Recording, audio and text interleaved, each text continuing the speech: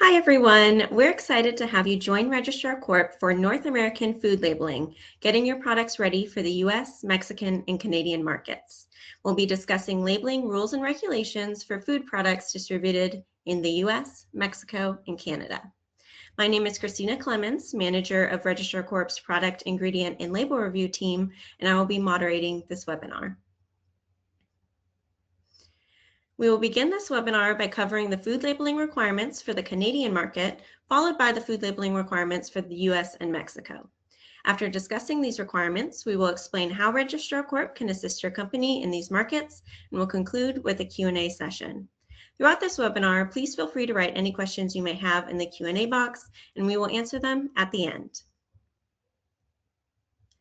I'm proud to introduce Corey Todd, Senior Regulatory Specialist in Registrar Corp's Product, Ingredient, and Label Review team, who will be covering the labeling requirements set forth by Health Canada.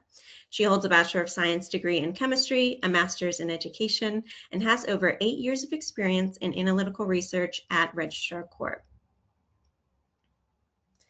Additionally, I'm proud to introduce Anna Benavente, Registrar Corp's Director of Regulatory Affairs, who will be covering the labeling requirements set forth by US FDA.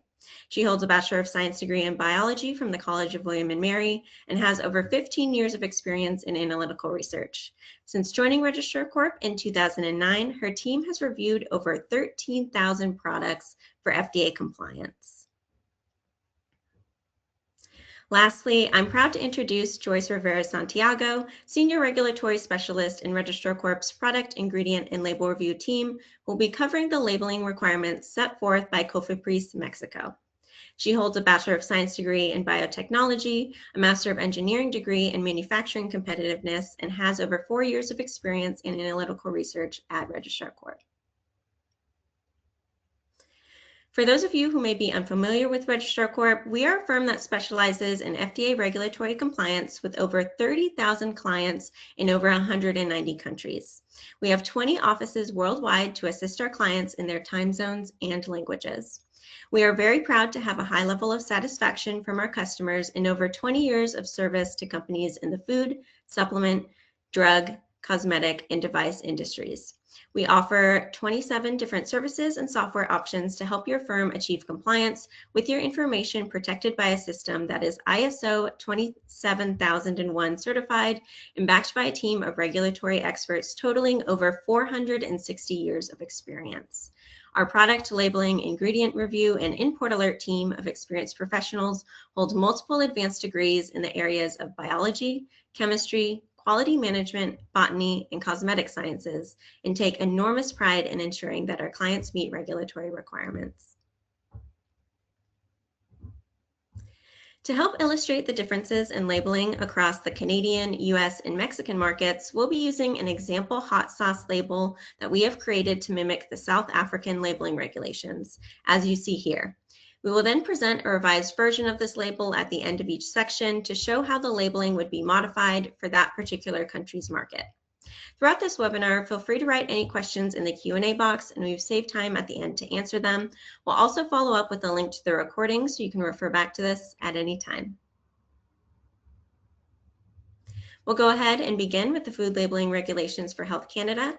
So without further ado, I will hand this over to Corey Todd to describe Health Canada's food labeling requirements. Thank you, Christina. Good day, everyone. I'm pleased to present to you today regarding Health Canada labeling requirements for conventional food products. There are certain statements that almost always have to appear on food labeling, as shown here, that we will discuss in depth in the next few slides. First and foremost is the common name, what the product actually is. Health Canada requires that it be the name specified by law or the common or usual name used in the marketplace, but not a brand name. So for example, most of us are probably familiar with the brand Oreo and understand what it is, but that is not considered an appropriate common name. So Oreo labels include the phrase chocolate sandwich cookies to meet this requirement. Furthermore, some products are subject to standardized common names in which Health Canada prescribes certain characteristics for products identified by a particular name. This can include permitted ingredients and specific manufacturing methods. There are over 300 of these standardized common names, so it's important to know if your product is subject to one. The common name is also subject to special requirements based on flavor declarations, nutrient enrichment, or if it's protected by a geographical indication under Canadian law. The next mandatory statement we'll discuss is the net quantity of contents. So you must declare the actual quantity of the product in the container. And depending on the product, you'll need to declare the net quantity in volume, weight, or numeric count. You must include metric units. And if you choose to include Canadian units, they must be declared properly. There are also product-specific requirements. For example, imported honey can only be sold in one of the 8 container sizes prescribed by the CFIA. And most foods, except for single ingredient foods, must declare all their ingredients on the package. Most of these ingredients must be declared by their common or usual name, and they must be ascending order by weight. Some sugar-based ingredients are required to declare collectively as sugars, and some ingredients are exempt from declaring their components, including butter, cheese that is less than 10% of the finished product, and jam that is less than 5% of the finished product. Additionally, priority allergens, gluten, added sulfites must be declared in the list of ingredients. Compared to the US, Canadian regulations not only include the major 9 as priority allergens, but also mustard and sulfites over 10 ppm. You may declare them by their common name within the ingredients or in a contained statement adjacent to the ingredients list.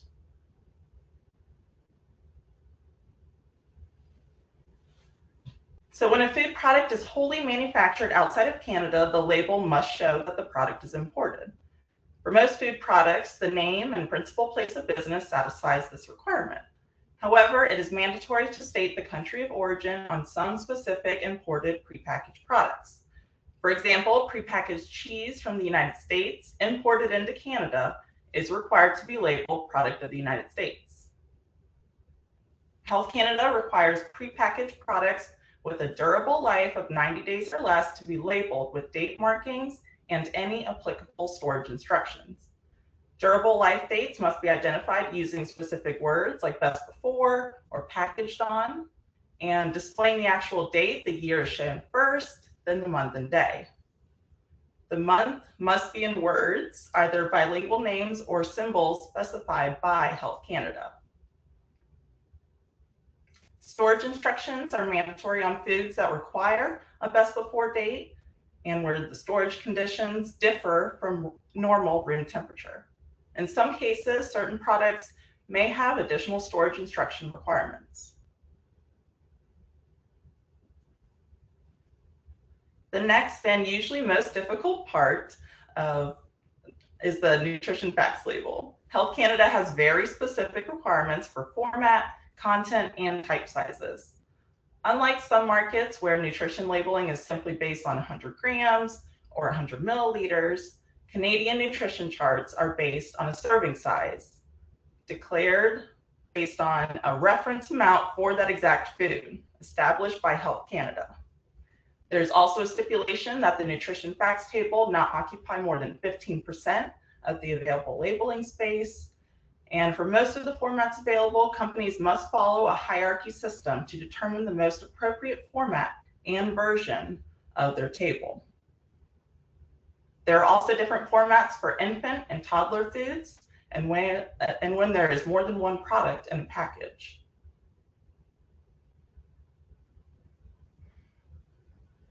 Mandatory information on consumer prepackaged food must be shown in both official languages, that is, French and English. This includes core labeling requirements such as common name and prescribed words or expressions for specific foods. Some labeling elements are exceptions and can be labeled in just one official language. This can include the name and principal place of business and the common name of certain alcoholic beverages. In addition, shipping containers destined to a commercial or industrial enterprise or institution are generally exempt from bilingual labeling, provided they are not resold to consumers at retail and all mandatory information is provided in one official language.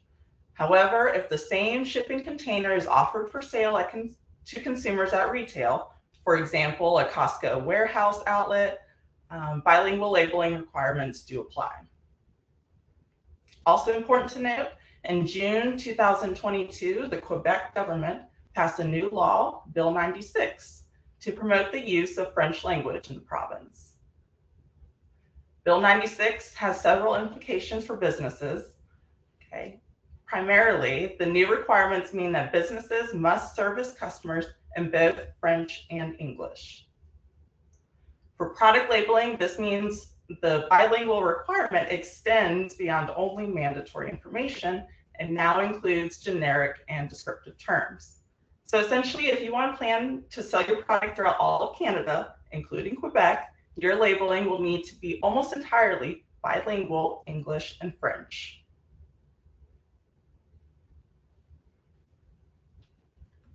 In addition to the mandatory statements that must appear, Canada also has regulations related to other labeling issues such as claims.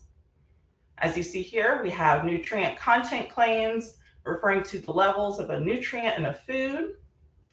Health Canada sets these nutrient levels that must be met in order for a label to bear the claim.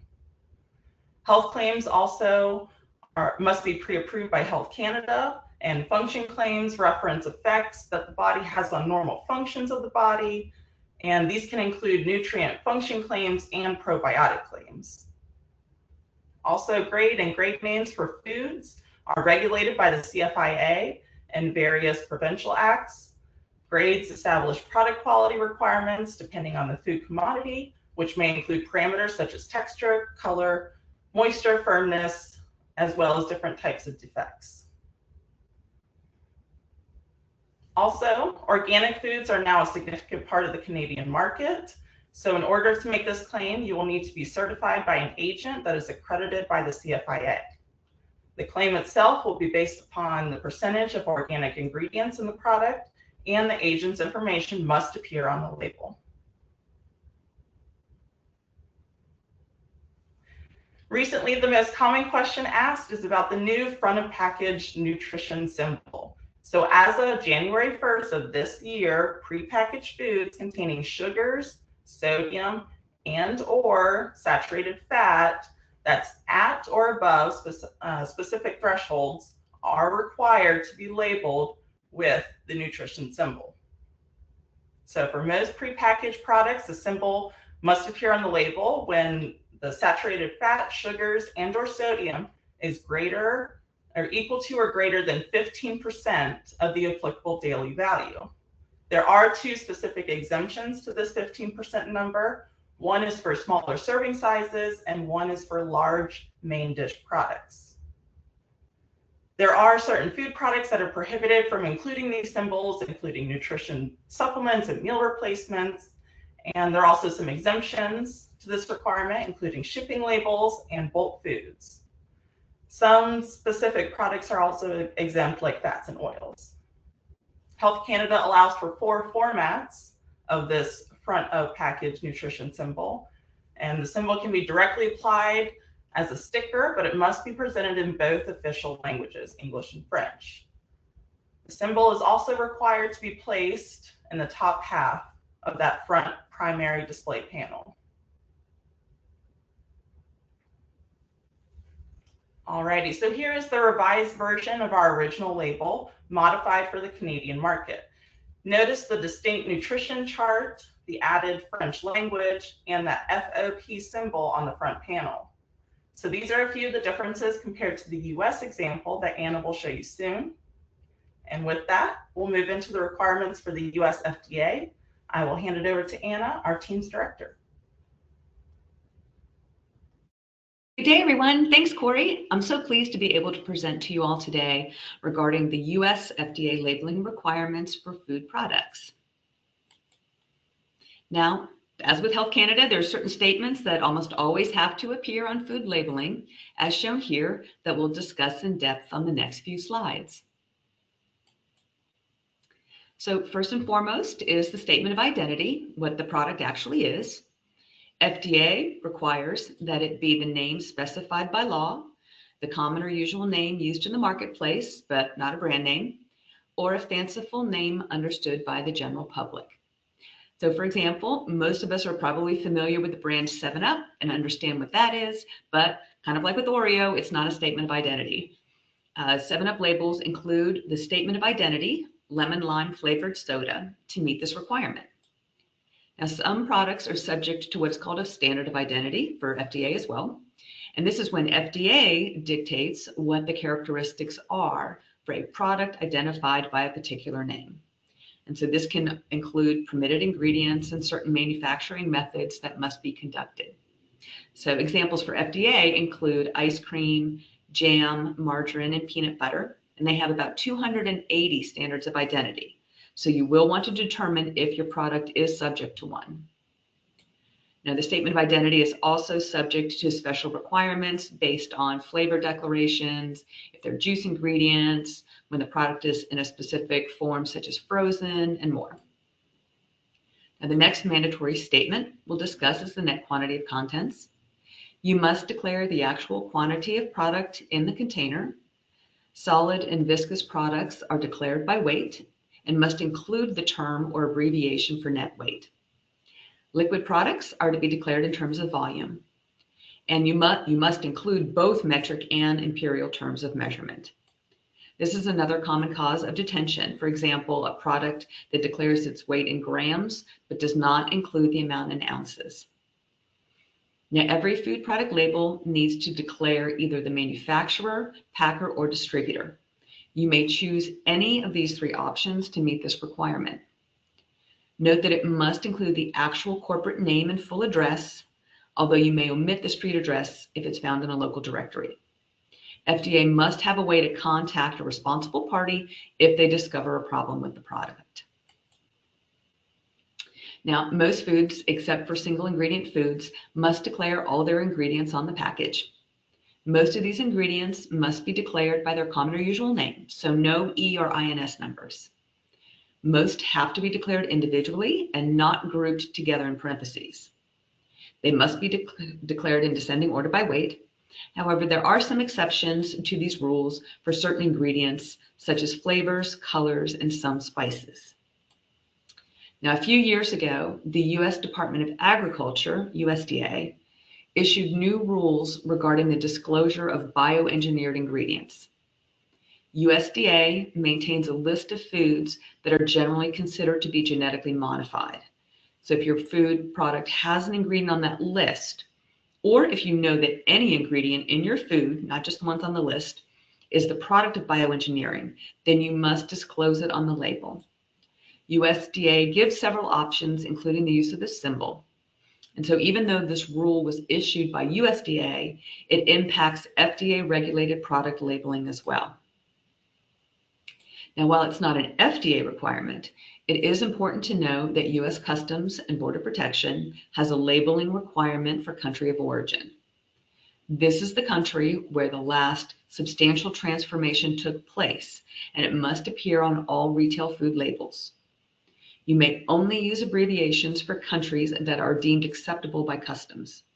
So, for example, PRC is not an acceptable abbreviation for China, as a U.S. consumer may not be familiar with it and would not realize that it stands for People's Republic of China. Now, the next and usually most difficult part of mandatory food labeling, just like with Health Canada, is the nutrition facts label. FDA has very specific requirements as well for the format, content, and type sizes. And then, unlike some markets where the nutrition labeling is based on 100 gram or 100 milliliter amounts, for FDA nutrition charts, the serving size must be declared based on a reference amount for that exact food established by FDA. There are also different formats for infant and toddler foods and when there's more than one product in a package. There's also an additional dual column requirement for products in packages that might be consumed in a single sitting or consist of a unit like a muffin that could be consumed in one sitting. Now, FDA has multiple chart formats that are permitted on food labeling, and this is subject to certain conditions. They allow for modified formats like the tabular version you see here at the bottom of the slide for smaller packaging, as well as a simplified format for products that don't have a lot of nutrient value like sodas and candy. Now, nutrition labeling is very different across the three markets we're discussing today, and this is the biggest obstacle to having a label that will meet all three market requirements. It's important to know that FDA does not allow for nutrition charts from other markets to be included, even if an FDA compliant one is present, and we've seen products detained for this purpose, for this reason. Now, allergens are an important part of food labeling and a very common cause for product recalls and other similar issues. Accurate allergen declarations are an important safety and labeling issue. As we can all imagine, undeclared allergens are a significant regulatory and also legal liability. So if a consumer has an allergic reaction to your product and it was not properly labeled, it could open your firm to the threat of legal action and significant financial losses. The FDA has 9 mandatory food allergens that require disclosure: milk, eggs, fish, crustacean shellfish, but not molluscan, tree nuts, peanuts, wheat, soybeans, and sesame. You may declare them as part of the ingredient name, such as wheat flour, in parentheses next to the ingredient in the list, or declare all of them in a contained statement adjacent to the list. This year, FDA updated its guidance on allergens and informed us that coconut is no longer considered a tree nut and does not have to be included in the statement. It's also important to know that you may not include allergens that are not identified in the Food Allergen Labeling and Consumer Protection Act, such as mustard, gluten, rye, and celery. FDA has issued warning letters and detained products that did so. Now, sometimes allergens become present due to cross-contamination in the food processing facility. In such cases, it may be smart to add advisory labeling, such as may contain or produced on equipment that also produces that allergen. FDA acknowledges the use of these sorts of statements, but does warn companies that they are not a suitable replacement for rigorous manufacturing processes to mitigate the chance that that cross-contamination can take place. Now, in addition to regulations regarding the mandatory statements, FDA has a maze of other regulations related to issues such as claims. Now, FDA dictates when such claims can be made. For example, nutrient content claims refer to levels of a nutrient like high in fiber, low fat, and healthy. FDA sets nutrient levels, usually that must be met in order for the label to bear the claim. Health claims refer to a risk reduction in disease that may occur due to consumption of the food. These claims must be pre-approved by FDA. Structure function claims reference effects to the structure or function of the body due to consumption of the food. These claims are not pre-approved by FDA, but must be truthful and based on the nutritive value of the food and substantiated. Another common labeling element are additional languages. Note that your label must have all the mandatory statements in English. If any other language is present, then all mandatory statements must appear in that language too. Brand names or mottos may be exempt from this requirement, though, as they don't convey material information about the product. Now, front of package labeling has been present in the marketplace for quite a few years, and it's been voluntary up to this point. Now, there are many ways that it's added to food labels. Some have systems that use symbols to characterize the nutrient value of a food. Others focus on individual nutrient levels. Now, up till now, FDA has only objected if the agency determined that they were false or misleading, or if they were in violation of nutrient content claim regulations. However, in its mission to help consumers make healthier food choices, FDA has now issued a proposed rule to require front of package labeling on most food products. Now, FDA's proposed rule will require a nutrition info box that lists the percent daily values of saturated fat, sodium, and added sugars, and then characterizes them as low, medium, or high. Now, this will be required for most foods intended for people aged 4 years and older, so not required for toddler or infant foods. Now, there will also be a voluntary declaration of calories that can be made, and FDA will have special labeling provisions for small packages. Now note though that this is only proposed. It's not final and could change. And it could change dramatically, which is what we saw with the change to the nutrition facts label in 2016.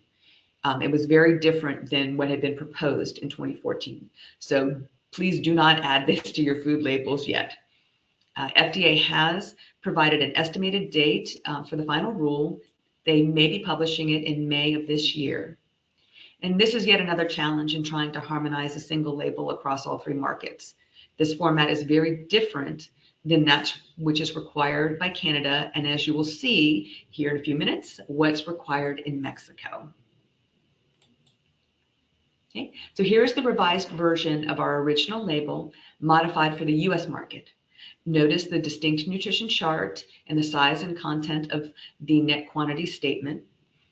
These are a few of the differences that we see compared to the Canadian version that Corey showed you. So with that, we'll move into the requirements for Mexico as mandated by COFEPRIS. I will hand over to Joyce, who is our expert in this area. Good day, everyone. Thank you, Anna. I'm more than excited today to be able to be discussing with you the COFEPRIS food labeling requirements. Before starting our discussion, I would like to first explain three important terms that we'll be referencing throughout our discussion. First, it will be COFEPRIS, which stands for the Federal Commission for the Protection Against Sanitary Risk. COFEPRIS is the responsible federal agency that oversees food safety, pharmaceutical drugs, medical devices, organ transplants, and environmental protection in Mexico. This agency is responsible of finding companies if food products do not meet NOM 051 requirements, and can also hold products when entering the country if they are not compliant with regulations. Secondly, would be the DOF, which is the Diario Oficial de la Federación, which is the official location where the Mexican government publishes its regulations and norms. The norms nomenclature, which is important to understand and will be referenced today, is NOM, NUM. So you might hear NUM 051, NUM 008, and so forth. And lastly, the important term is Profeco, which stands for the Consumers Federal Protection, which is a government agency that protects consumers' rights and has the authority to fine companies if labels are showing misleading information or confusing for the consumers. As mentioned by Corey and Anna, with Health Canada and US FDA, there are certain statements that are required to appear on Mexican food label, as shown here, and we will be discussing in depth in the next few slides. First and foremost is the statement of identity, which is basically what the product is. COFEPRIS requires that it be named specified by the Codex Alimentarius. If no such name exists, then it may be the common or usual name used in the market, not a brand name as mentioned with Oreo and 7-Up, or a fanciful name understood by the general public. In comparison with FDA, COFEPRIS also has some products that are subject to what is called a standard of identity. In addition, many other products have specific requirements for how they're identified on product labeling or additional statements that must be present. For example, corn products, since they are a local produce, they have specific requirements compared to other products in the market. The next mandatory statement that we'll be discussing would be the net quantity of contents that must be declared the actual quantity of the product in the container. The general units of measurement norm, which is NUM 008, requires that the net quantity of content statement be expressed in terms of weight, volume, or a combination of numerical count and volume or weight or volume. The net quantity of contents should be declared in metric terms. The declaration of content unlabeled norm, which is NUM 030, requires that the statement be declared in minimum size types depending upon the size of the principal display panel and the quantity amount of content. The statement must be distinct, declared on bold type, and include the term or abbreviation for net weight in Spanish, which would be contenido neto. For example, soda products must be declared by mass in kilograms, and liquid products should be declared with their volume, which correspond in liters. NUM 051 requires the Mexican responsible person or business name and must include the full address and the description of the company's relationship to the product. Every prepackaged food and non-alcoholic beverage product label needs to declare either manufacturer, packer, or importer. You may choose any of the three options to meet this requirement, but note that it must include the actual corporate name and full address. COFEPRIS must have a way to be able to contact the responsible party if they discover a problem with the product. The next mandatory information is the ingredient list. Most foods except for single ingredient foods must declare all their ingredients on the package. Most of these ingredients must be declared by their common or usual name, no E or INS numbers.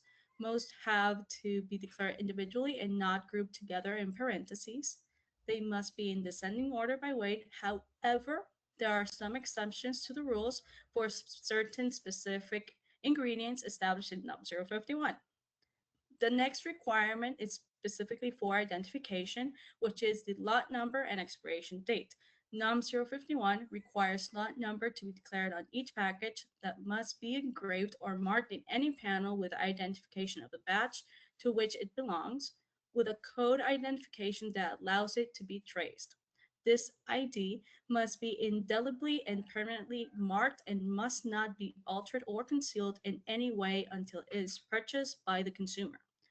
In the other hand, the expiration date must be declared anywhere on the package and shall comply with specific conditions depending on the expiration date in less than or after 3 months. The COFEPRIS requires a national or imported products to declare the country of origin. In this case, the country of origin is subject to the provisions of the international treaties to which the United Mexican States is a party and should be declared in Spanish using the equivalents of made in or product of, which would be hecho en o producto de. The next requirement would be the nutrition facts chart. In this case, COFEPRIS has very specific requirements for format, content, and type sizes. Unlike the US market, the serving size is simply based on 100 grams or 100 milliliters amount. The chart must include the following nutrients: energy, protein, available carbohydrates, total fat,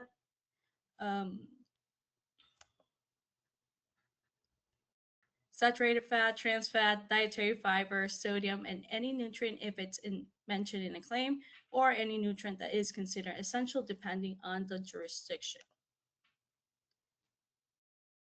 Usually in COFEPRIS, the most difficult part of the mandatory food labeling is the FOP, which is the front of package symbols. NUM 051 requires front of package symbols for specific nutrients present in excess amount in the product. The mandatory nutrient symbols must be declared with an octa in specific nutrient order. NUM 051 requires the declaration of octagons in the following nutrient order: calories, added sugars, saturated fat, trans fat, and sodium. Additionally, COFEPRIS requires warning statements for caffeine and artificial sweeteners that are required and must be located below the octagons. As Anna and Corey mentioned, allergen declarations are an important safety and labeling issue. As we can all imagine, NUM 051 also requires the declarations of allergens. In this case, NUM 051 requires the declaration of any of the 11 major food allergens present as ingredients in prepackaged food products, which are cereals containing gluten, crustaceans, shellfish, eggs, fish, mollusk, peanuts, milk, and dairy products, tree nuts, soybeans, sulfites in concentration of 10 milligrams per kilogram or more, or any ingredient that contains derivatives from any of these mentioned. They must be declared immediately after the ingredients list in bold and following the word contains, but in Spanish, which is contiene. The allergen advisory warning statement is permitted but must be truthful and not misleading. Therefore, Let's clear the air of what is a constancia of conformidad. So the constancia of conformidad is simply a letter of compliance. This letter demonstrates the food label meets with the regulatory requirements of NUM 051. Please note that only prepackaged food and non-alcoholic beverages are required to follow NUM 051 and include a letter of constancia. Here is the revised version of the original label, modified for the Mexican COFEPRIS market. As you can notice, the distinct nutrition chart and size and front of package symbols. These are a few of the differences that we can see compared to the Canadian version Corey presented and US version Anna showed us. As shown in this slide, we have a visual comparison of the original label with Canada, US, and Mexico COFEPRIS market labels. Each market has a distinct nutrition information and specific formatting. Therefore, it is challenging and may not be permitted to have one label targeted for multiple formats. For example, we've seen the US FDA detain products for having a non-US nutrition chart on the label, even when a compliant FDA chart was also present. As shown in the previous slide, the nutrition charts are very different and distinct per market. However, there are other notable differences that make a single harmonized label a challenge. For instance, the front of packaging in Mexico requires octagons declaring the excessive critical nutrients. The ingredients could be detrimental to health in excessive consumption. Canada requires the FOP for sugar, saturated fat, and sodium. On the other hand, FDA has a proposed FOP that will not resemble neither Canada nor Mexico. The languages required and allergens declaration vary across all three markets. Specifically, Mexico requires a Spanish language on the label, US requires English language and other languages are optional, and Canada requires French and English on labels. Please note that the federal agencies in the United States and Canada do not sanction the addition of other countries' charts on the labeling as it conflicts with their requirements. Now I will be handing it over back to Anna, who will be providing Registrar Corp solutions for US FDA, Health Canada, and Mexico COFEPRIS. Great, thank you, Joyce. We hope the information that we've presented gives you a good overview of how to check your product's labeling to determine if it will meet FDA, Health Canada, and COFEPRIS requirements. So if you still find that the rules and regulations are too confusing or want an expert to look over your products before you ship, Registrar Corp is here to help. We have many solutions to help you make sure that your labels meet regulatory requirements. We offer varying levels of assistance to meet your exact needs. Now, as we've mentioned before, it's really critical to make sure that your labeling and also your ingredients are permitted in the applicable market, and making sure that labeling is correct when it arrives in port.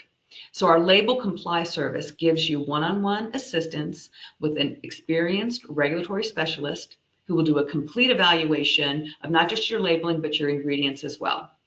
And we conduct a thorough analysis of the label for each of the mandatory statements that we've discussed today for all these markets, and we'll make recommendations for changes to bring your label and product into compliance. We issue a report that includes all of our recommendations, and we will also provide you with a print-ready graphic that has been revised to be in compliance with Health Canada, FDA, or COFEPRIS labeling requirements. Now, this service also includes a 30-day period where you can ask questions and have an extra round of graphic changes to the revised label at no additional charge. Also, any client that uses our Label Comply service can count on our continued support as long as they used our revised label, no expiration date. If the government authority questions any label we produce, we will intervene as appropriate at no cost to you and provide the research we conducted to support the compliance of the label. Now, for products intended for the Mexican market, we are also able to offer you the constancia issued by a unit recognized by COFEPRIS to assert that your label is compliant.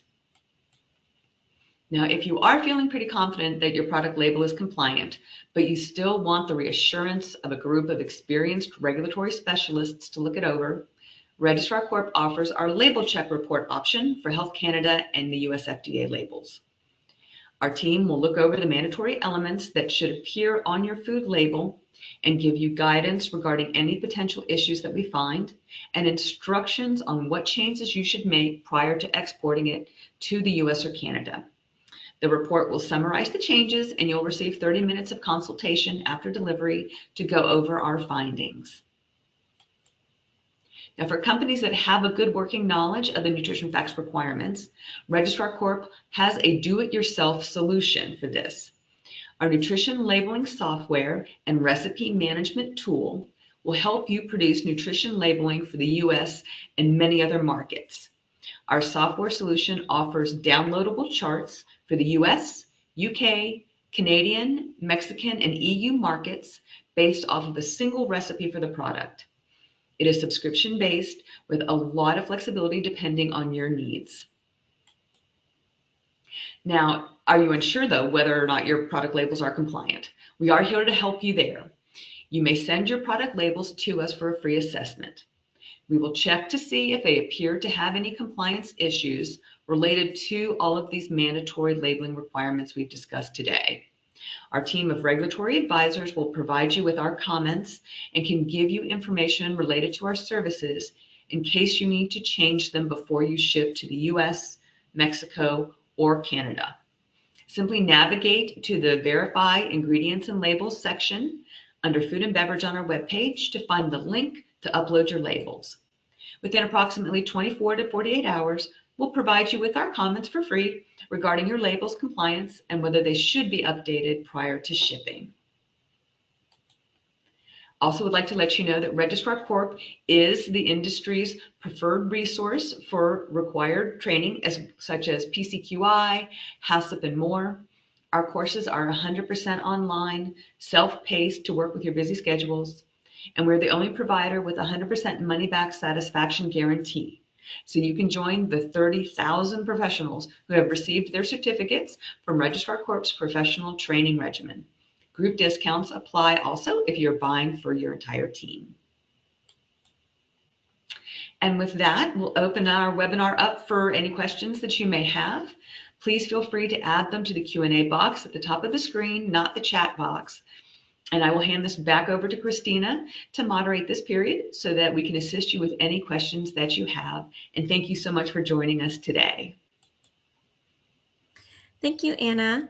Yes, I have our first question here, which is a great question, which I think Anna can tackle. Does Registrar Corp also cover animal feed labeling and pet food labeling, as well as food labeling for human consumption? Excellent question. Thank you for raising it. We do have services to assist with animal feed and pet food. We offer the Label Comply service with the revised graphic for those types of products. And it's really important to know actually that pet food labeling is undergoing some dramatic changes over the course of the next few years. Our reviews cover FDA, but also AFCO, which is the Association of American Feed Control Officials. And they have state level model bills that states implement. So for example, that guaranteed analysis statement that's on pet food labeling and animal feed is actually AFCO's requirement, not FDA's. So it's important to ensure that your labels are in compliance with both, which is what we will help you do.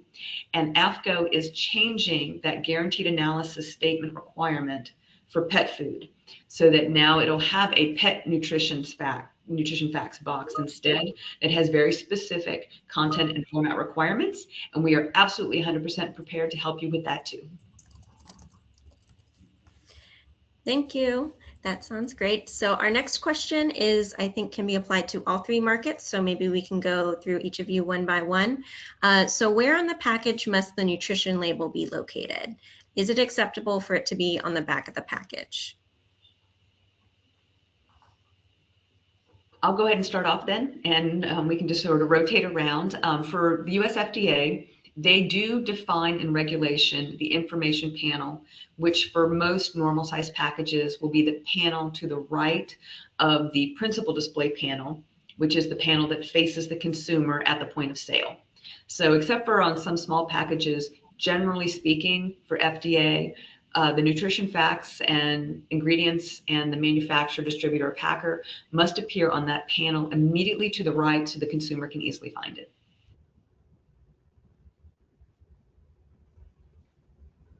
Corey, would you like to go next? Oh, yep. So for Canada, the nutrition facts table needs to be, it can be on that front panel, but there's no specific requirement that it needs to be on the information panel and how that's defined. So as long as it's not on the bottom, then it's okay for Canada. All right, great. Thanks, Corey. And then Joyce for Mexico. Yeah. So for Mexico, the nutrition facts chart can be declared on the information panel, not in the bottom of the product, but only in any of the panels, to the right, to the left, or even in the back of the container. Right, perfect. Thank you, Joyce. All right, so our next question is another one that applies to all markets, so I figure we can go in the same order as before. So if we have our address and name, which is the exporter, do we also have to put the importer? So maybe can we go over what names and entities are required to be declared for each market? Okay, for the US FDA, they do not specify that like a US based business has to appear on the label.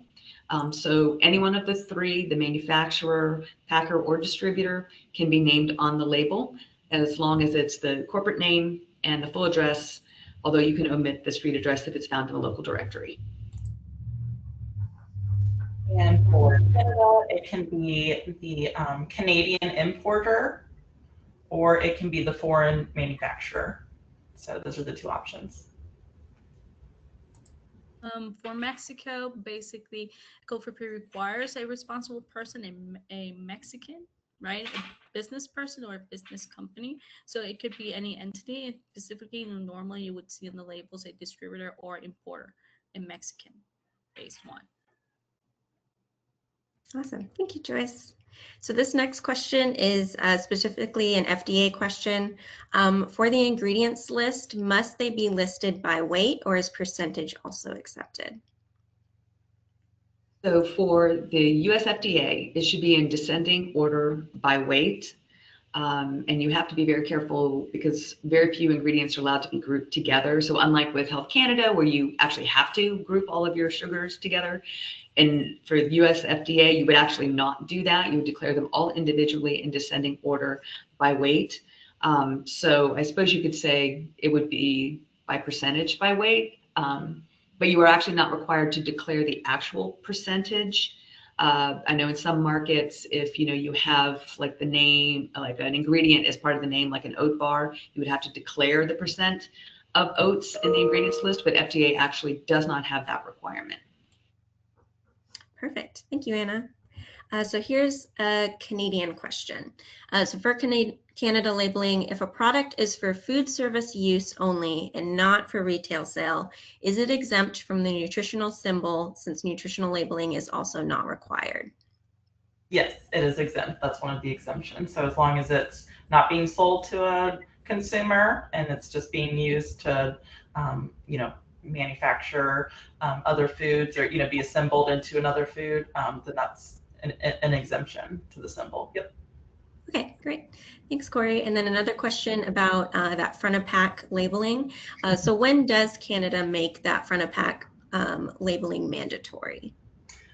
So this all started in 2022. So up until now, we were in a transition period, but as of January 1st of this year, it is now official. Anything coming into Canada needs to have that symbol if it meets those specific thresholds.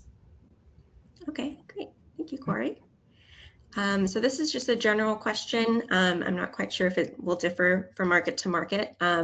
But if so, then you guys can all chime in. So this person is asking if soy lecithin is considered an allergen. Anna, do you want to kick us off with that? Sure. So the real question with soy lecithin would be whether or not any of the allergenic components of the soy remain in the final ingredient. It's kind of moot though, because has soy in the name. So you're actually meeting the allergen declaration requirement that way. Now, the one thing I will say, though, is that if you're using a contains statement instead of having the allergens declared in the ingredients list, then it does need to be complete. So if by chance there's any allergenic substance remaining in the soy lecithin, you would want to include it in the contains statement as well. Honestly, I think, given the variability of manufacturing practices, I would go ahead and treat it as an allergenic substance and declare it, as an allergen, however you're choosing to do so on your label. Okay, perfect. Yeah, same with the Canadian perspective, I guess, just to play it safe, I would consider it an allergen. But like Anna said, if it's in the ingredients list as soy lecithin, then you are fulfilling that allergen declaration just by including the word soy in the ingredients list. So, yeah. Great. Joyce, anything to add? Yeah, so for Mexico, basically you will need to declare a contained statement since it appears that will be a derivative for soybean, which is an allergen, obviously in Spanish, but it would be appropriate to declare on the label. Okay, great. Thank you, Joyce. All right, so here's a question for the US market. Can you explain when we need to use product of the USA or packed in the USA? Okay, so what's interesting about product of the USA or made in the USA is that it's not actually a requirement under FDA regulations or US customs regulations, because there's a business advantage or a competitive advantage within the US market to declare that a product is made in the United States. It's actually regulated by our Federal Trade Commission. And so they have regulations that stipulate when you can make this claim. And generally speaking, it means that all of the raw materials are sourced out of the US, all the manufacturing and packaging and everything is sourced in the US. So in essence, there are no safe harbor levels, and by and large, all of it has to be based in the US or derived from, US ingredients. So so if you're going to add that to the label, please do make sure that it's going to meet all of those requirements. There are some qualified claims that can be made.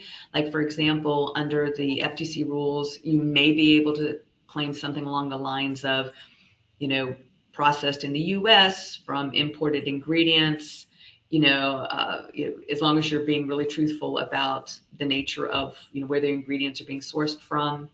So you just kind of want to tread lightly with that and just make sure you're not inadvertently making a claim that the FTC will not approve of. Okay, great. Thank you so much.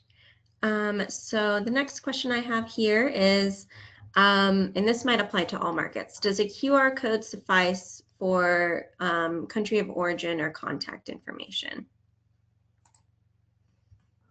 QR codes don't meet any of the requirements for US labels. The information, the way that it's stipulated is that it has to be present on the label, and for customs, for the country of origin or any of the FDA requirements, we've not seen any sort of allowances being made by the federal agencies for QR codes, probably because not all consumers might have access, on their phones or whatever, to be able to, register the QR code and see what the information is that it's presenting. So best to not use that to meet any of the mandatory labeling requirements for US labels. Yep, same for Canada. It needs to be the address. You're welcome to include the QR code, as an additional thing on your label, but you still need that full address to satisfy the requirement. Same for Mexico. Basically, the QR code will not satisfy the requirement for the country of origin or the responsible person. So you can add it as an additional non-mandatory information, but it will still be required to have the actual statement declared. Great, thanks everyone. So this next question is for Mexico specifically. So for Mexico, front of package warning seals, if I have 4 seals per product and they are covering more than half or right top side of the label, are they still compliant? So for the FOP, specifically for those warnings octagons, they have specific format and size depending on the container and the actual product. So you can even have a different arrangement depending on how big or how small your container is. And COFIT-PRE has already established that specific order or format that you can have those octagons. You can have them displayed 2 above and 2 below, but it will all depend on the size of that container. Okay, great. Thanks, Joyce. So this next question is a U.S. nutrition labeling question. They are asking if they need to round the nutritional values in their nutrition facts chart. Good question, because we see a fair number of people come to us with nutrition charts where the exact, two decimal points, exact numbers of the nutrient values are there. And I know people think like that by being even more exact that they're actually further in compliance, when in actuality there are rounding regulations that govern not just the actual values for the nutrients. For example, whether like total fat, you might have to round it to the nearest 0.5 gram, but the nearest gram, but also the percent daily values. There are rounding values for that. For all of your macronutrients, it's usually to the nearest 1%, but when you get to the vitamins and minerals, FDA has a very interesting approach where for smaller amounts you round to the nearest 2%, but when you get into the larger percent daily values, you may be rounding to the nearest 5% or the nearest 10%. So you want to pay close attention to those rounding rules as you're developing your nutrition facts labels for the US market. Great, thank you, Anna. So I think we have time for just a couple more questions. So this next one, I believe, is in the context of manufacturer entity declaration type labeling. Is it possible to use a PO box for a food label? For the US, that's not going to meet the requirement. It needs to be the physical address, not a PO box. Again, you can omit the street address if it's found in a local directory, but it has to be the physical location. It can't be a PO box. Okay, great, thanks. Yeah. Same for Canada. It's written as it needs to lead to the physical location. Yep. And with Mexico, it needs to be relating to the physical address. Perfect. Thank you, everyone. And then I think our last question, which will again apply to all markets, so we can go in that same order. What is the difference of requirements for labeling for retail compared to bulk and food service products, so non-retail products essentially? So for the US FDA, the only clear exemption is that wholesale or food service labels don't have to have the nutrition facts chart, but the rest of the requirements, generally speaking, still apply.